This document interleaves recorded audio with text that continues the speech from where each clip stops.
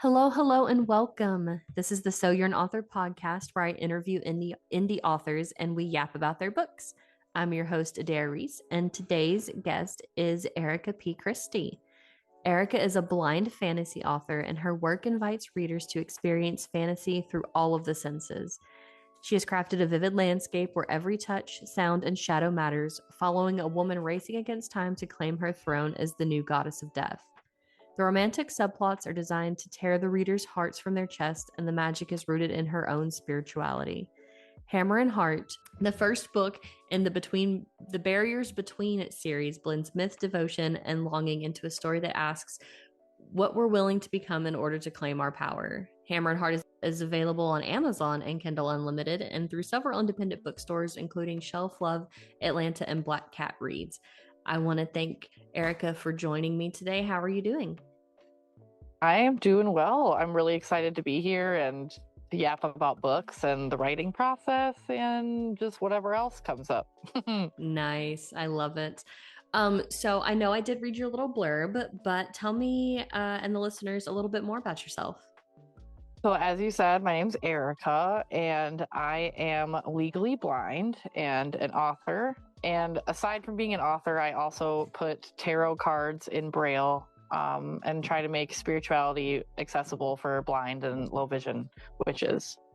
So my book and my writing are like really kind of wrapped around into all of that, because sometimes when people need a ritual, I'm able to write up something really beautiful and accessible for them.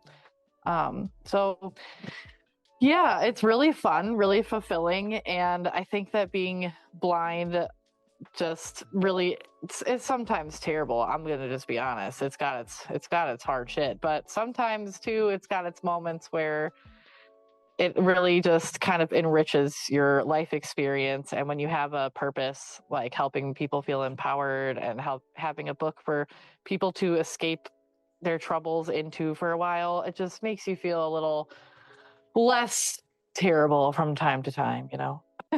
Yeah, I totally understand that. Also, I never even thought about tarot cards having braille on Yeah. them and being accessible, which I mean, honestly, that's freaking amazing.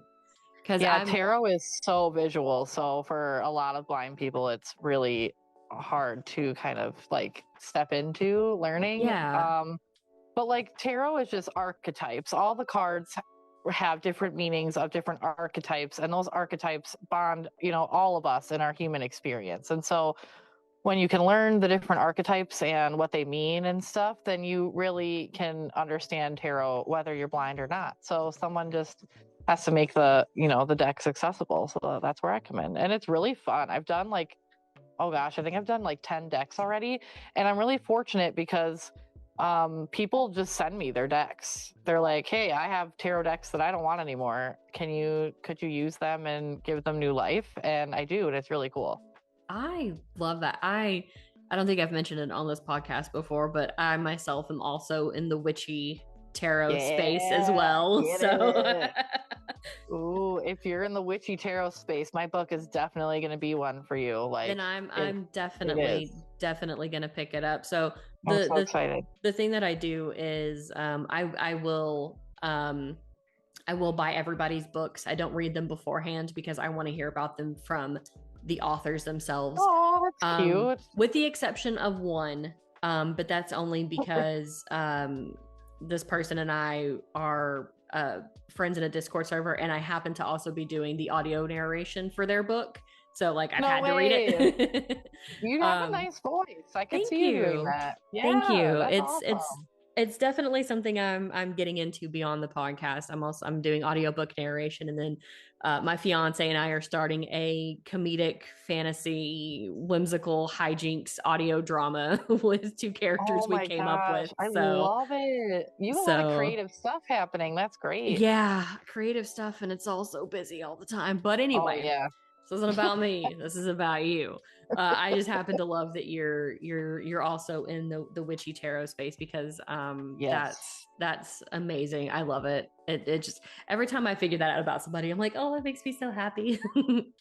Honestly, yeah, being a witch is fucking rad. It is. Dude, the it really greatest. is. Like, it's so much fun.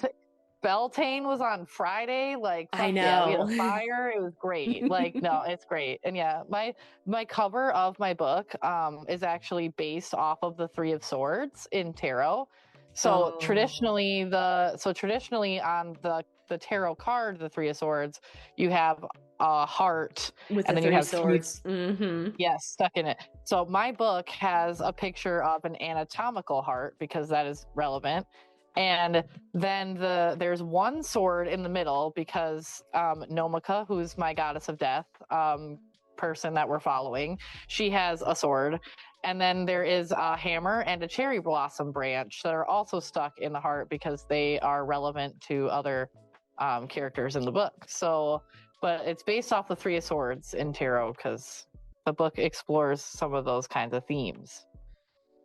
So I love that. For the listeners who, I was about to say readers, for the listeners who might not know about the Three of Swords, can you kind of explain the archetype of that just a little bit so they kind of have a little bit of more understanding, and then we'll pivot back to talking more about Hammer and Heart. yeah, so the Three of Swords in tarot represents heartbreak and betrayal. It's like a break. It's like a breakup or like a sudden emotional upheaval of a relationship. And Hammer and Heart has a cliffhanger ending, so I feel like it fits really well with the themes of the book. But I did say that, there are romantic subplots, and because I am just a romantic at heart, I I don't know, I'm all about the yearning.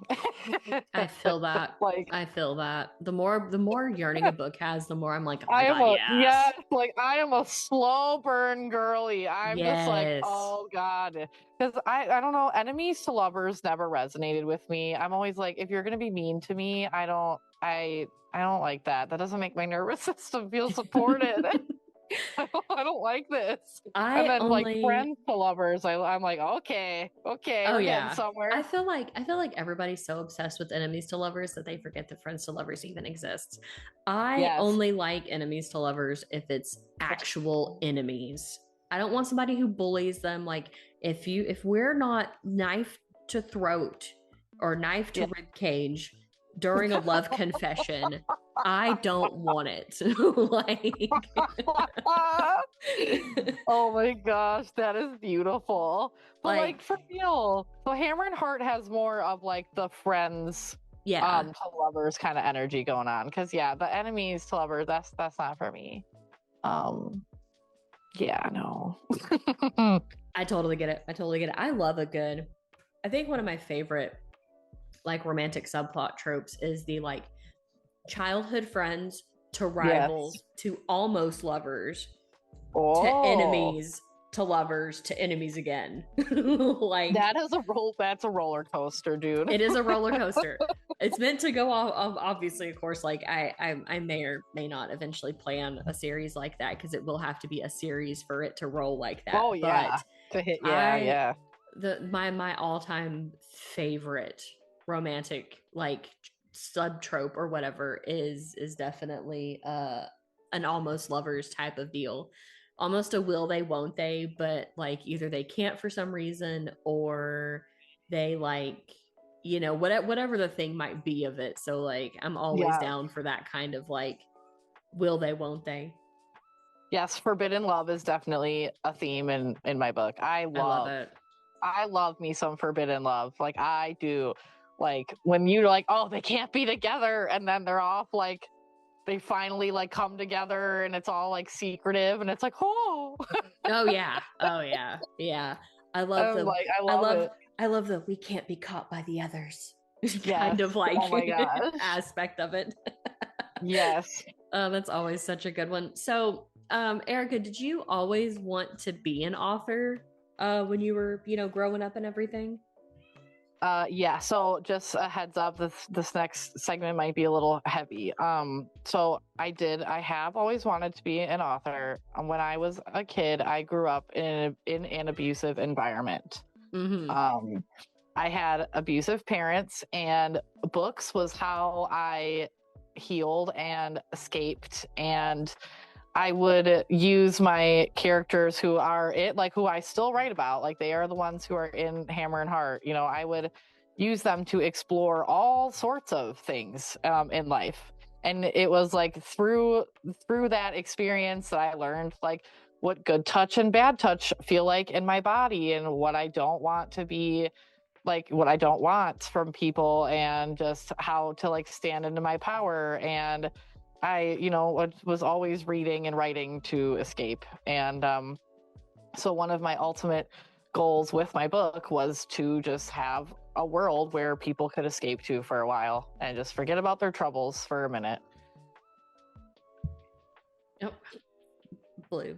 Nobody needs to hear you rubbing on things. But yes, I totally, yeah, I get that. I used reading as an escape for like everything. So Yep. and writing has also been one of my like constant things that's always been in my life. Unlike people or places or things like that. So I totally, while my circumstances were a little bit different, I can empathize with that 100% and completely understand why writers become writers for that reason, because it really is the safest place for people to explore a lot of things and heal and learn. Yeah, it because there's no harm coming to anybody, or anything like that. So I feel like writing is definitely one of those things. And then over time, the characters that I was writing with, I discovered, were kind of giving archetypal themes, right? And then I kind of started leaning into them in my spiritual practice. And then as I grew up, I learned that they are actually like my spirit guides, that have been my spirit guides this whole time. I just, when I was younger, they were presenting to me in a way that was more palatable. Yeah. So yeah, it's a really cool full circle thing.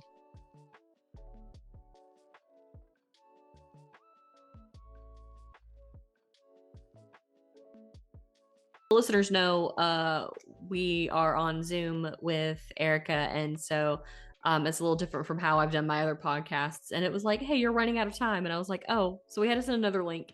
We have no idea what we were talking about. So if this carries on to something else, the ADHD got us. So sorry. And it did. It got us.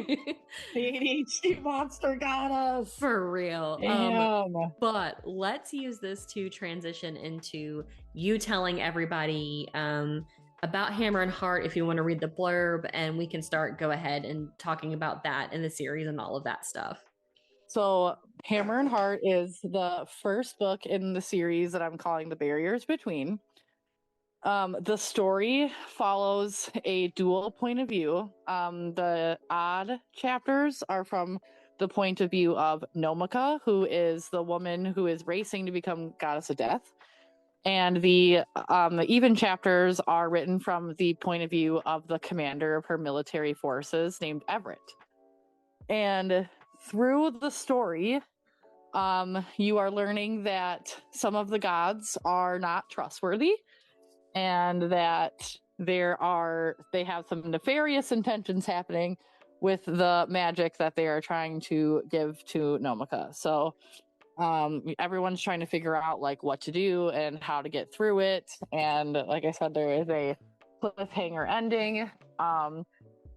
The magic is rooted in my own spirituality. So like as I was writing the book, I was kind of learning about like what resonates in my practice and like what doesn't. So like there's a fair bit of smoking in my book, because smoking is something I have struggled with for a really long time. To quit smoking and whatnot. And so it just goes into my book, right? Because they can smoke all they want to if I can't. Right. And so like, skullcap and lavender and mugwort and like the herbs that are actually used in the book, like I did research on and are rooted in like my spiritual practice or ancestry or things like that. And so the realm that this takes place in is called Crossfire, and it's a realm on the astral plane. And there is also a little bit of chaos, which is my word for gay chaos. I was about to say chaos is so amazing. Yes, there is chaos. So if you need a little chaos, you will also find it. And and I like hyperfixate on it all the time. It's really bad. My friends are like, Erica, just why? And I'm like, because it's beautiful. That's why. Love it. Yeah. So I'm working on the second book right now. I have about 67,000 words in, I think.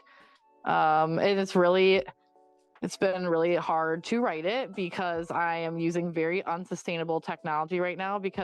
So when I wrote my first book, I wrote it on this Braille computer device called a Braille Note Apex. So I wrote my book in Braille, and then while I was editing it and formatting it and ripping it to shreds and rebuilding it, I was transcribing between print and Braille back and forth all the time. It was a lot.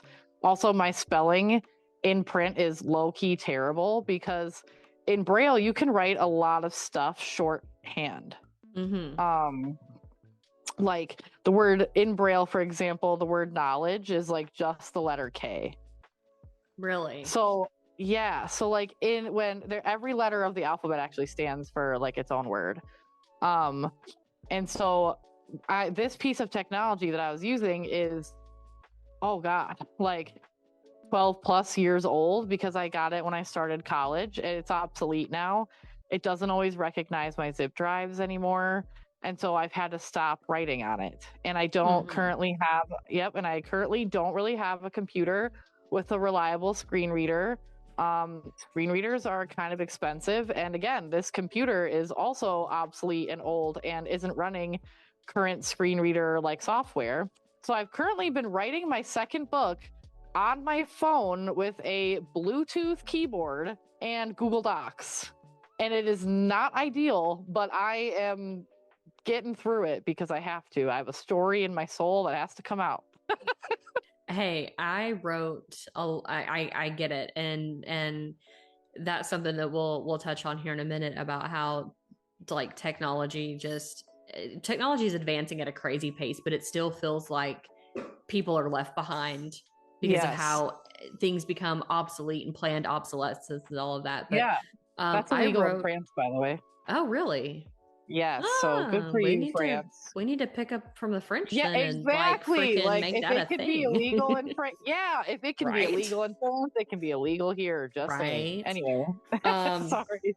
My co-host is currently in full kit and play mode, so sorry about if you can hear the bell ball rolling around back there, listeners. But co-hosts be doing what co-hosts be doing. So, I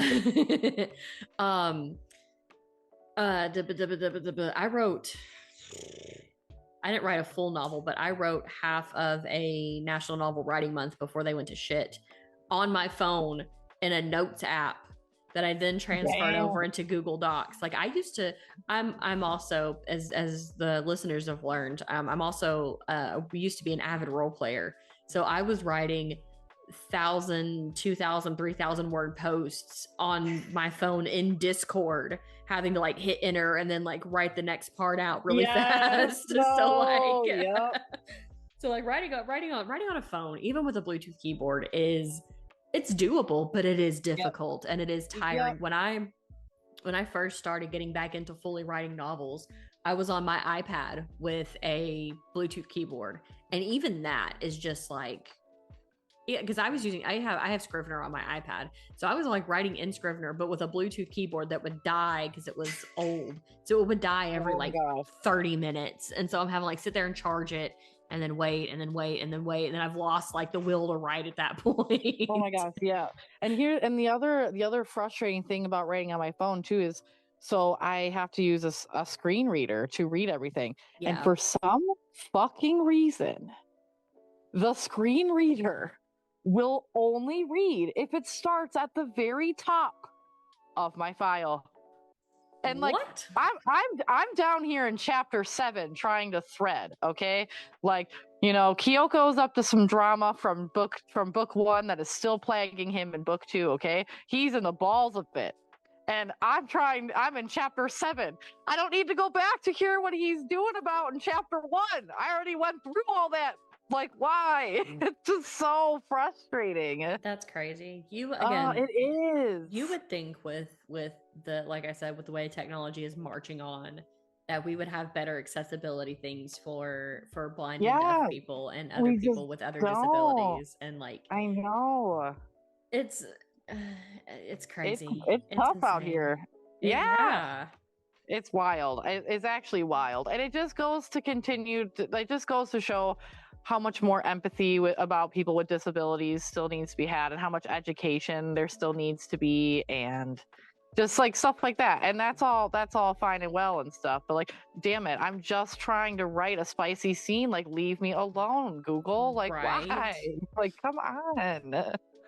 And that's So yeah, it's another hard. reason why, like, as soon as you applied, I was like, okay, I have to talk to you, because like I feel like so many people are still in that mindset sometimes, and maybe I'm wrong, but just based on my own experiences, and from what I've kind of seen online in some places, that some people still think that like blind and deaf people can't write books, or they can't do certain things, or they're still like, I still see so many people who are just infantilized, because they're like, oh, you need, and it's like, not really. Like, I'm still a human. I'm an adult. Like, I've lived I my, just need to do things differently. yeah, I just need to do things differently. And so, like, that was one of the main reasons I was like, I got to talk to you about all of this, Just the because other day, like, it's crazy. I was walking to pick my kid up from school, and I always use my white mobility cane when I go to pick him up from school. Cause like, Yeah. if I'm out with friends or my husband or something, I may not have it. They all know how to help me and it's fine. But when I'm like going to an environment where I need to be, in charge of all that, I bring it with. It's just better for everybody. So I'm walking to school with my mobility cane, and before I crossed the street, I like pulled over to send a text to somebody before I would walk. And somebody was in their car. They pulled over in their car and they went, "Excuse me, ma'am, how do you use a cane and your..." Oh, no, he didn't say cane. I'm sorry. He said, "How do you use a stick and your phone?" And then drove away. I definitely gave him the bird, because I was like, what do I even say to that? Like, I wanted to say, how do you use your brain and your mouth at the same time? Right. Because you did not at that moment. You did not. Like, I'm totally okay talking about my disability, obviously, but like, there's something called tact, Right. Like, oh, I would have just been like, my flabbers are gasted. Like, yes. how are people still like that? Like, phones are not what they were. They're still not great for people who need accessibility things, but like, they're not like they were, 20 10, years 15, ago? 20 years ago, where like it Dude. was a Nokia with Snake on it and didn't have any, like, God, we have so yes. much more technology built into our phones now that like you can do these things and and make it work. It's wild.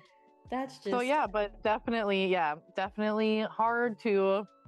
It's definitely harder to do them, but you can. But yeah, so that is the current frustration of my screen reader and my writing of my second book. But I also have a couple other writing projects. I'm working on like some unhinged poems from my brain, and then I'm also working on a magic book for blind witches. nice. Yeah, and I'm really excited about that, because I feel like that's really going to help people see that you don't need to like do a bunch of crazy stuff to make your spirituality accessible. You just kind of have to find what works in your own systems already. Oh yeah. And that's another thing that I absolutely love about like the spiritual witchy community is, and you do have your people who are like, who try to, gaslight, girl boss, gatekeep. You have that in every space. But you have again, that, you do. Yeah. But a lot of us are just like, you don't have to. You just do whatever makes you feel comfortable, or like whatever like fulfills what you're trying to get to. I feel like for some things, just do it. Yeah, for some things it may matter a bit more than others. In the sense, like, for an example, I wouldn't put ketchup in potato soup. Okay, so like maybe I wouldn't put every single random thing in a spell, like I do a little bit of, thought and intention into things. Yeah. But like for the most part, if you're someone who wants to put ketchup in your potato soup and you think it tastes all right, then like who am I to tell you not to do it? Right. Yeah, like I do feel like for certain things, like there are there's a general there's a tried and true method. How about that? There's a tried and true method. There's like a guideline. Yeah. But it's not like a strict set of rules. Yeah, exactly. So I have to ask everybody, are you a plotter or a pantser? Well, when I first started Hammer and Heart, I definitely was a pantser. I was just cruising around. And actually, when Hammer and Heart first started, it was definitely more penis than plot, like for sure. It was definitely got more pork swords than actual swords. It was a lot. But then through the editing process and refining and having people read it and going, why, Erica? Then I was like, oh, maybe I could add some more plot in here. And like things kind of, as I grew and matured, so did the book. And now I'm actually kind of still, I'm like walking a line of plotting and pantsing. Like I'm making an outline with some things that I feel like I have to carry on now that I established them in the first book, if that makes sense. So I'm trying to plot out those things, but there are some things where I'm still like, oh, I can just kind of like make this up and see what happens. Right. I am definitely a little bit of both. But I definitely started out as just flying by the seat of my pants for sure. Like, yeah, for sure. I'm still to this day. I call myself a vibe writer, which sounds a vibe writer. No, but you say that a little fast. It sounds a little but basically, it's like I sit down at my desk, and I'm just like, okay, what story am I working on today? What am I feeling? And then if I'm starting something new, I literally just throw myself into a scene and keep writing and see where I end up at the end of it. And then kind of, okay, do I like this? Do I not like this? And then kind of go from there. One of these days I'll have to do like a solo episode of like my chaotic writing process if anybody's interested. Oh my gosh, yes. I almost called them readers again. Listeners, let me know. Listeners, let me know if you're interested in something like that. I always find it interesting how people like do all of that. So other than like having the issues with the accessibility tools that you have, what is something that you have liked or disliked about the process of writing Hammer and Heart? Okay, yeah. So I'll take the accessibility tools out. What I really liked, I think, was getting to know myself, and getting to know like my spiritual journey and my spirit guides, because there's just been a lot of spirit guide influence in the book. So like learning to research Apollo and Hades and etc. Like just kind of cool, like getting to know some of that and diving deeper into those subjects and things. And also I'd say just like when you're in a really cool like writing flow and the feelings are like you're like feeling the feelings and you are in that flow state, it's a very cool experience. So that's probably something I like. Something I disliked.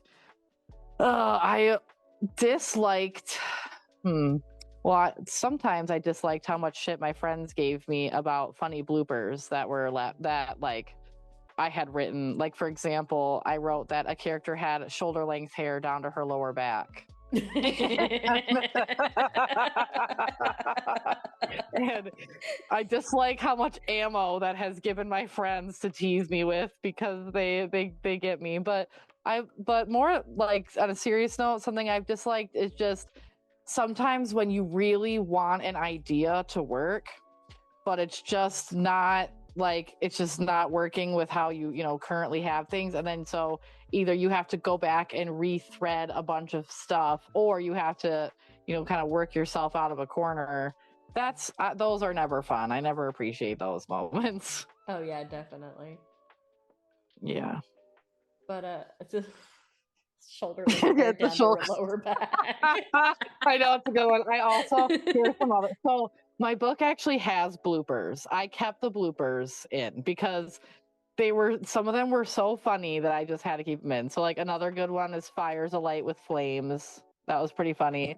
I love And that. my Fires my alight. all-time yes, and my all-time favorite one was my gaze never left the table. But it was not gaze as in like I'm looking at you gaze. It was gaze, like GAYS. Like my gaze never left the table. All the gays are laying on that table. They did not get up. Like, oh my god, that is so great. Yeah, that was my favorite. I love it. So yeah, my book has bloopers. I kept the bloopers in. So I love that. They are there. Yeah, I'm sure you've gotten reviews that are like, "Did you mean to write this?" And you're just like, "Yeah, I did." Yeah, I did. Like, I was like, or oh yeah, you're right. I don't know how someone can have shoulder length hair down to their lower back. Down to their lower back. We actually started calling them Schrodinger's, whatever. Because you know the thing about Schrodinger's hair? Yeah. Yes. So we were doing that Schrodinger's hair, or hey, Erica, this character had a goblet in their hand, but now all of a sudden they don't have it. And like, where did the goblet go? Like, it's Schrodinger's goblet, like things like that. So we started calling them Schrodinger's. It was really funny. I love that. I feel like more people need to do that. Like, yeah, you could say, oh, it's like, a mistake or whatever. No, it's just to be funny. Sometimes we're just funny. I feel like I'd have to put a disclaimer at the beginning of my book that's like, hey, there are things in here that are gonna seem weird. Trust me, they're meant to be there. Yes, just write a total like, because honestly, this world is lacking on the whimsy, and I feel like things like that just need to be a thing. Like that's why my fiance and I are creating The Adventures of Pinky and Frankie, which is our audio drama, because like it's just a whimsy, fun thing to do. Yeah, you just need whimsy. No, I totally agree. The world needs more whimsy. I feel like I'm just trying to make everybody be in their whimsy maxing era right now. Like villain eras are so like 2022. No, like let's just be fun. Let's just be whimsical. Yes, like I'm done being mean to each other. Let's just like have a little fun and joy. Yeah, exactly. No, totally. And bloopers in a book is definitely whimsy. And I want to like start a thing. Everyone should just have some bloopers in the back of their book, because man, like you just need them. Honestly, one of my favorite things as a kid was getting like the DVDs of like like Disney movies and stuff, and they would have like the blooper reels, and they were like animated. Yes, the Toy Story 2 bloopers. Oh my god, yes. My favorite. They're great. I think my favorite ones are still the Lion King ones. Oh my god, yes. Those are still like really, really good ones that I love. And I love one of my favorite things about Supernatural, the TV show. The special things on the DVDs were the blooper reels of just Jensen and Jared and Misha just being like hilarious the entire time. Like blooper reels are my favorite, and honestly, we need to bring them back. Yeah, I hate that everything is so serious. I need blooper reels of everything. I need it in my books. I want it in my audio now. I want it on my TV again. Oh my gosh, it on my YouTube videos. I would love audiobook bloopers, because I bet some of them are kind of funny, like when people get tongue twisted. Or if they're reading and then they're like, shit, I didn't mean to say it like that, or something like in the middle of a line. Like, oh my god. When I was doing my auditions for my friend's book, which was literally just me being like, hey, do you like how I sound like this? I had times where I was like, anyway, and then like I just have to like find the character voice again. Or I'd be like, wait, amazing. Or I'd be like, did I say that word right? And then I'd say it like 17 times, and I'm like, this doesn't even sound like a word anymore. Yeah, like, I have to go back and I feel like I'm gonna do that. Like I'm gonna have like something up somewhere that's just audiobook bloopers of me just being like, oh my gosh, yes, that'd be so great. 10 out of 10 agree. Yeah, I definitely need to do something like that. But back to do you want to talk about the accessibility for blind authors, or do you want to talk about some books that have kind of influenced your journey as an author? I'll talk about the books that have influenced my journey. I I love Stephen King. Growing Mm-hmm. up, he was an author I read all the time because I liked how he could make me feel multiple emotions at once. Like he could make me feel scared, but then also he'd say it in a way that was funny. So I was scared but laughing. Or Yeah. um yeah, so he's definitely one of my earlier influences. Nicholas Sparks, I'm not ashamed to admit it. I grew up reading all of the Nicholas Sparks books and I fucking loved them. I was here for them. Like there's just something about a rom-com that just sometimes just really hits your soul. I've never read a Nicholas Sparks book. That is a-okay. I mean, I don't if you like romance books, you know, I do think he is probably considered like a classic like romance Mm-hmm. author by this point.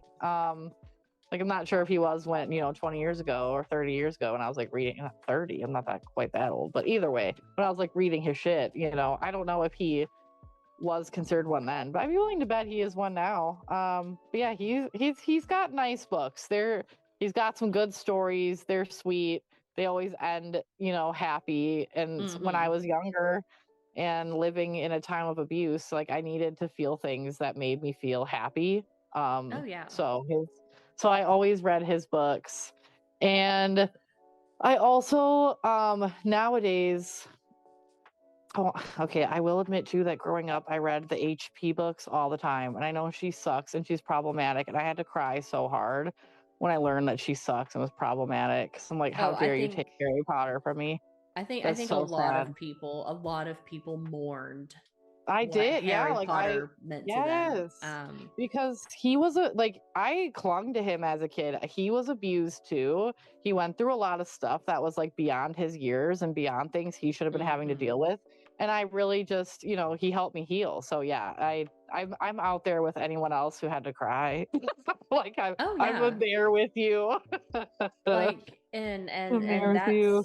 that's a whole thing too, is like, that's sadly one of those things that it's you can't really separate the art from the artist when When the they're artist alive. is still Yeah. so, Yeah. like claws into everything.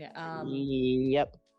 But I read those books growing up. I wasn't as I voraciously read them because my school had an accelerated reading program, and they were Okay, just yeah. thick enough that like I got enough points to not have to do much else. Yeah. So like I did read through all of them. But I wasn't as massive of a fan as some people. But even not being as massive of a fan, I was still like, it kind of sucks that I couldn't, like, of course my kid was my kid's 18 now, and I don't think he got much into Harry Potter the way my former stepdaughter did. But I was like, I feel like I can't even celebrate this with you and how much you love it because Yeah. of who the author is and what Offer she's is, done. yeah. And I'm not going to try to explain to a 13-year-old why they shouldn't be No. reading Harry Potter, like Yep. she's autistic and she wouldn't have understood anyway. She just loved it for the world it was. And I'm like, you know what, you're still guarded enough, like you're still Yeah, no. not Mm-hmm. into like her mom didn't let her have social media or anything for a very very long time. And so There's I don't a even think quote. she has it to this day, and she'll be 18 soon. But Yeah. it's let her keep that kind of Yes. childhood magic that all of us adults and us, the older older generations have kind of had to let go because of Yes. who will not be named is. Yeah, and like I think let this be a lesson to all of us that when you are, you know, when you have a big influence, you need to be using it to do something productive and positive. Oh, Like 100%. that is kind of like your job in that space is you should be using your influence to do something productive and positive. And if you can't do that, I don't think you deserve to have that sphere of influence then. So On the I'm glad that flip she's side of that, getting I'm glad she's getting her comeuppance. yeah, me But too. on the flip side of that, I also feel like there are going to be times where there are going to be bigger, anybody who does have a big platform, It's kind of like what are they calling it? The bean soup theory. They're like, well, I don't like beans in my soup. So like, or whatever that thing is, or like the waffles or the pancakes. Oh, so you like waffles. That means you don't like pancakes. I feel like it's a very fine line to, I'm going to use my platform for good because somebody's always going to find the bad. You're like, oh, so you're supporting this, but not that. It's always yeah, no, that's so this, true. not Like that type we're thing. humans. We can't Oh, be yeah. there we can't do everything. Yeah. But But I like, still you feel don't have like to you be an shouldn't use your asshole. platform for hate. You should use it Yeah. to put some whimsy out in the world. Yeah.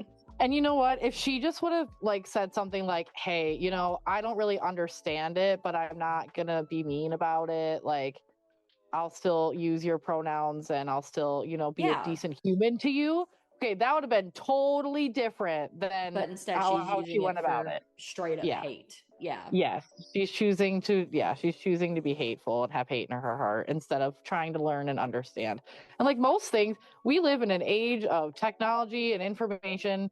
Most shit, if you really don't understand it, don't get it, don't agree, you can just do some research and learn on. You can educate yourself. And 9 times out of 10, when you take the time to actually do that, you will see that there are 3 sides to every story. There's more to learn from someone else's perspective, and like your mind will change on things. You'll see that, you know, things aren't as cut and dry as like people want you to believe they are, you know? Oh yeah. No, I agree with that. That's why like I am every time like, oh my god, are we running out of time again? Are we? Yeah, I just got the running out of time. I'm like, Oh we my haven't even been God. on that long. Why Zoom? I hate this. What are you doing? All right, Zoom do we is need to cut again? horrible. We can. It's totally fine. I can write down what we are discussing if you need me to. We're close to the end. Oh, okay. Perfect. We're about 15 minutes off the end anyway. Okay. So just really quickly, if you want to repitch Hammer and Heart, tell people where they can buy it. And then I might have to figure out something else just to make sure I have this to where I can do this a little easier with Zoom with somebody else if I need to. But yeah, that's a good idea.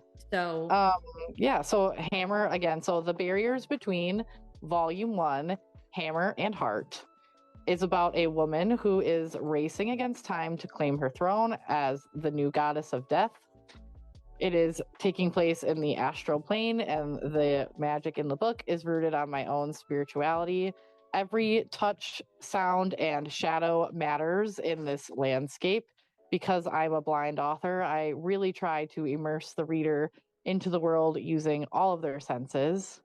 The romantic subplots will definitely leave you needing to change your underwear and will also probably frustrate you from time to time. So Hammer and Heart can be found on Amazon and Kindle Unlimited. If you want to support an independent bookstore, there are several where you can find Hammer and Heart as well. There is Shelf Love Atlanta and Black Cat Reads, Rubber Rose Books, Pages and Peonies, Somewhere in Time Books, and the Bourbon Ferry Book Trail are all the places right now where you can find Hammer and Heart. So if you want to support an independent bookstore, you can get it from there. And I had such a joy writing it. It is literally my blood, sweat, tears, heart, and soul. And so it really would mean the world to me if people read it and checked it out. And I hope you enjoy reading it and that you are excited for me to write the second one. All right, everybody, you know where you can go find Hammer and Heart. Let's go support Erica on all of her socials too and everything else. And we will see you next week. Thank you for listening to this week's episode of So You're an Author. I hope you enjoyed this episode. If you did, please don't forget to rate and review SYAA so we can reach even more indie authors and listeners too. Now keep listening for an amazing deal. Congratulations on making it to the end of this episode. If you're an indie author or no one, I'd like to take this time to tell you about the author services that I provide. Other than being a cool as hell podcast host, I am an audiobook narrator. Now my rates are based on the length of your novel, and I will have a form available on my website for you to fill out if you're interested. I make simple book covers and other character graphics which are listed on my website in the description below. Beyond those 2 services, I offer what I call yap and sip sessions. These are kind of like the podcast you're listening to, just without an audience ever hearing them. We can talk about your plot, characters, or somewhere that you just might be stuck in your manuscript. Call it body doubling with your new bestie, where I'm just here to chill and listen while you work out the kinks or add some in to whatever you might be working on with your novel. Everything listed above can be found on my website. Anybody who goes to my website can put the code FOUNDYOURPODCAST, all one word, somewhere in their email or form, and I will give you a discounted rate on any of the services listed above. Once more, I thank you for listening to the So You're an Author podcast. See you next week.